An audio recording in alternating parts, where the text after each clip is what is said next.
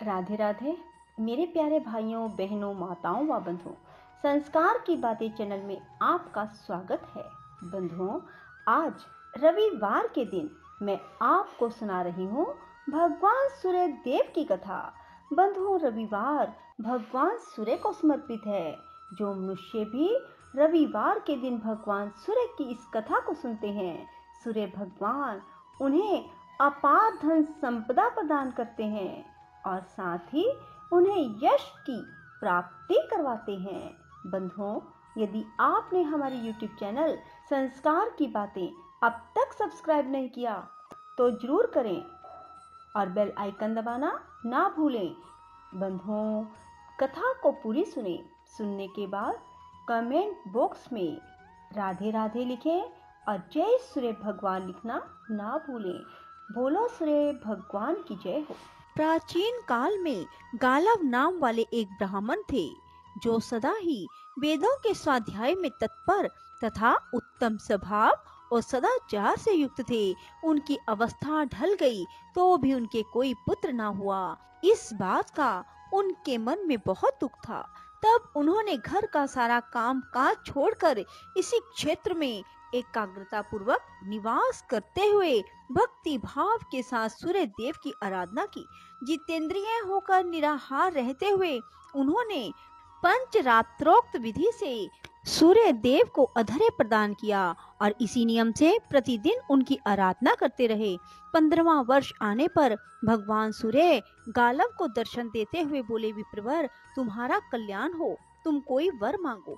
गालव बोले, सूर्यश्रेष्ठ, मेरे कोई पुत्र नहीं है, अतः मुझे मेरे वंश की वृद्धि कराने वाला पुत्र दीजिए। भगवान सूर्य ने कहा, विप्रवर, तुम्हें वंश की वृद्धि करने वाला पुत्र प्राप्त होगा और वह तेजस्वी, यशस्वी, शास्त्रज्ञ, वेदों का पारंगत पंडित होगा। तुमने शाम आदित्य के समीप जहाँ मुझे अधर्य देकर पूजन किया है, वहाँ दूसरा कोई भी जो पुरुष रविवार और सप्तमी के योग में श्रद्धा पूर्वक मेरे इस विग्रह की पूजा करेगा, उसे वंशवर्धक पुत्र की प्राप्ति होगी।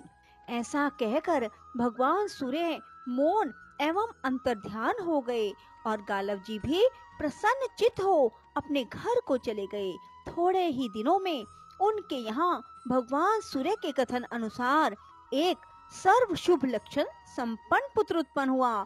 भगवान सूर्य ने वट वृक्ष का आश्रय लेकर दर्शन एवं वरदान दिया, इसलिए गालव ने अपने पुत्र का नाम वटेश्वर रखा। वटेश्वर के पुत्रों और पौत्रों को देख लेने पर महर्षि गालव भारी तपस्या करके सूर्य देव को प्राप्त हुए। वटेश्वर ने भी अपने पिता के द्वारा स्थापित भगवान सूर्य नारायण के लिए एक परम मनोहर मंदिर बनवाया।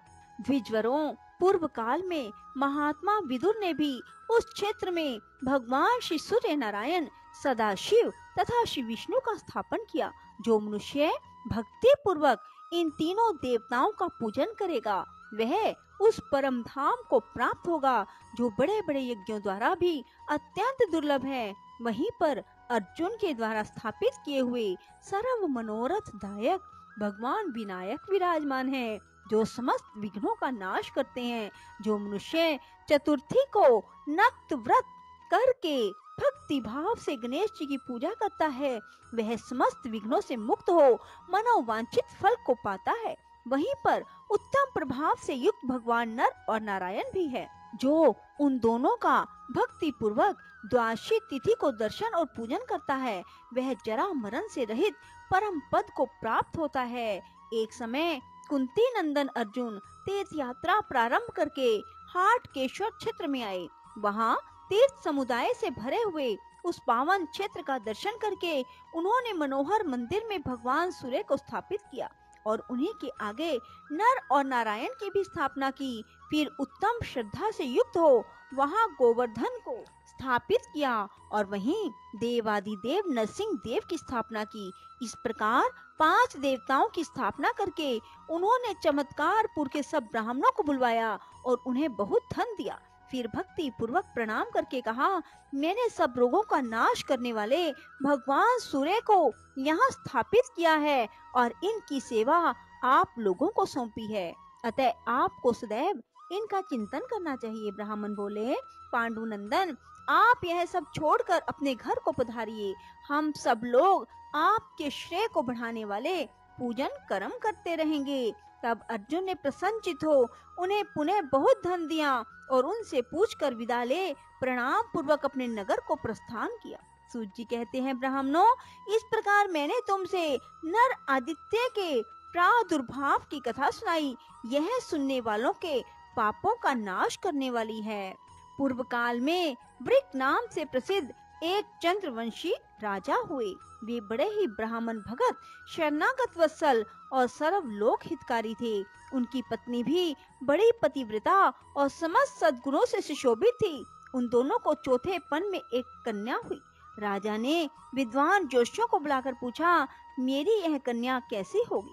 जोशी ब्राह्मण बोले, राजन, सूर्य के चित्रा नक्षत्र पर रहते समय सोमवार के चतुर्दशी के योग में जो जन्म ग्रहण करती है वह विष कन्या होती है। ऐसी कन्या का जो पानी ग्रहण करता है वह पुरुष 6 महीने के भीतर अवश्य मृत्यु को प्राप्त होता है। वह जिस घर में जन्म लेती है वह कुबेर का ही महल क्यों न हो, उसे 6 महीने के भीतर धन से रहित कर देती है। अतः आपकी यह पुत्री वास्तव में विष कन्या है। यह पितृकुल और ससुर कुल दोनों का नाश कर देगी। इस कारण आप इसे त्याग कर सुखी हो जाइए।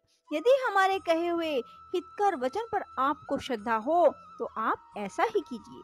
राजा ने कहा, ब्राह्मणों, मैं इस कन्या को त्याग दूं या घर में रखूं, दोनों ही दशाओं में मेरे पूर्व शरीर से किया हुआ कर्म ही फलीभूत होगा। पहले का शुभ कर्म हो या अशुभ कर्म, उसे मिटाया नहीं जा सकता। अतः मैं अपने कर्म को ही आगे रखकर इस कन्या का त्याग नहीं करूंगा। जो जिस जिस शरीर से जैसा जैसा कर्म करता है वह उसी उसी शरीर से पुनः सब के फल को भोगता है। अपनी इंद्रियों से पूर्व जन्म में जो कर्म किया गया है वह मिट नहीं सकता, उसका फल भोगना ही पड़ेगा और बिना किए हुए किसी कर्म का फल अपने सामने आ नहीं सकता। अतः मेरे सामने जो भी परिणाम आए मुझे कोई भय नहीं। देहधारी जीव के लिए गर्भ में ही आयु, कर्म, धन, विद्या और मृत्यु, इन 5 वस्तुओं की सृष्टि कर दी जाती है। जैसे वृक्षों पर लताओं में फल और फूल अपने समय पर आते हैं, समय का उल्लंघन नहीं करते, उसी प्रकार पूर्व जन्म का किया हुआ कर्म भी अपने समय का उल्लंघन नहीं करता। नियत समय पर उसका भोग करना ही पड़ता है। कोई भी पुरुष पूर्व शरीर द्वारा किए हुए कर्म को अपने बल और बुद्धि से पलट देने में समर्थ नहीं है। जो शीघ्रता पूर्वक दौड़ता है उसके पीछे उसका कर्म भी दौड़ता है। कर्म साथ ही सोता है और खड़े होने पर साथ ही खड़ा होता है। जिसको जहाँ भी सुख या दुख भोगना है वह रस्सी से बंधा हुआ सा बल पूर्वक वहाँ खींच कर पहुँच जाता है। जैसे तेल समाप्त होने पर दीपक बुझ जाता है, उसी प्रकार कर्मों का नाश होने पर जीव मोक्ष को प्राप्त हो जाता है। ऋतु काल में पुरुष के द्वारा गर्भ में स्थापित किए हुए अचेतन वीर्य के एक बिंदु का आश्रय लेकर जीव अपने कर्म के साथ वृद्धि को प्राप्त होता है। जिस उदर में कितनी ही अन्न पान डाले जाएं, नष्ट हो जाते हैं, भक्ष्य पदार्थ पच जाते हैं, वहीं पड़ा हुआ वह गर्भ क्यों नहीं नष्ट हो जाता। इसलिए लोक में देहधारियों का किया हुआ शुभ अशुभ कर्म ही सुख दुख के रूप में प्राप्त होता है, ऐसा मेरा निश्चय है। आरक्षित वस्तु भी दैव से सुरक्षित होकर बच जाती है और सुरक्षित भी दैव से हत होकर नष्ट हो जाती है। वन में त्यागा हुआ अनाथ बालक भी जीवित रहता है और घर में बड़े प्रयत्न से पाला पोसा जाने वाला शिशु भी मृत्यु को प्राप्त हो जाता है। ऐसा निश्चय करके राजा ने जोशियों के सलाह देने पर भी उस विष कन्या का परित्याग नहीं किया। पिता ने उसका नाम शर्मिष्ठा रख दिया। उसी समय क्रोध में भरे हुए राजा के शत्रुओं ने उनके राज्य को सब ओर से सताना आरंभ किया। तब राजा भी चतुरंगिनी सेना के साथ बाहर निकले और उन्होंने शत्रुओं के साथ घोर युद्ध किया जो यमराज के लोक की जनसंख्या बढ़ाने वाला था। 10वें दिन राजा वृक को शत्रुओं ने सब ओर से घेर मार डाला। इनके मारे जाने पर शेष सैनिक भय से पीड़ित हो अपने नगर को भाग गए। इसी समय समस्त पूर्ववासियों ने शोक प्रायण हो उस दुष्ट विष कन्या को लक्ष्य करके कठोर वचनों में कहा, इसी पापिन के दोष से राजा की मृत्यु हुई है, अतः इसे शीघ्र ही बांध लिया जाए। जब तक इस नगर का क्षय ना हो जाए तब तक ही इसे यहाँ से बाहर निकाल दिया जाए। राधे राधे, जय श्री कृष्णा। बंधुओं, यदि आपको हमारी वीडियो पसंद आए तो इसे लाइक करें और शेयर भी जरूर करें। धन्यवाद।